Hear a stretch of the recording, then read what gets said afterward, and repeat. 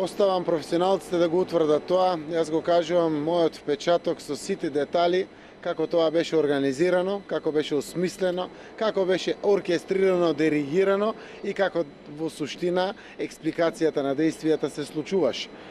Мавањето со сталактите на вашите камери, мавањето со сите овие железни предмети кои што беа од столиците, од масите, дрвените предмети, фрлањето на гајтаните од самите камери кои што беа таму присутни во салата со цел да бидеме фатени за врат, за екстремитети веројатно извлечени или удавени или слично. Сето тоа го кажуваме со зборови, стручните луѓе и обвинителството се тие кои што треба да му дадат квалификација на делото. Едно знам. Собранието има 5 влеза. Тоа е главниот влез, влезот кон домот на армијата, влезот кон бившото Министерство за надворешни работи, гаражата и влезот кој што е према зградите. Толпата насрна од сите страни на собранието. Ниту еден од останатите 4 влеза не беше отворен, иако имаше полицајци кои што беа пробиени од толпата, народот дојде до вратите, но не можеше да ги отвори вратите, од проста причина што протоколот на обезбедувањето на собраниските врати преку челичните шипки се ја заврши работата. Таму тие челични шипки не беа тргнати.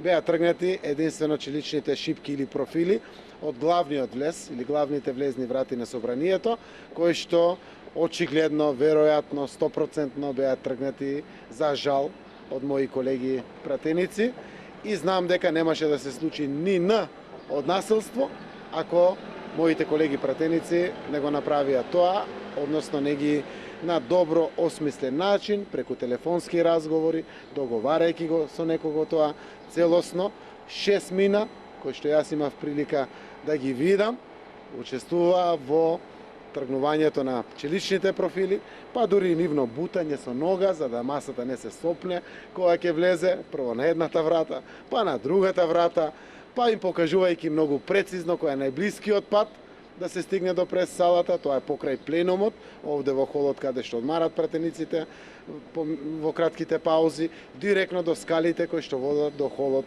на прес-салата. Тоа е очигледно умисла план кој што некој го направил однапред, и на крајот спонтано облегување со фантомски маски е далеко од здравиот разум, од спонтаност. Тоа е организирано со план и верувам дека секој треба да си понесе одговорност што учествувал во таквиот настан.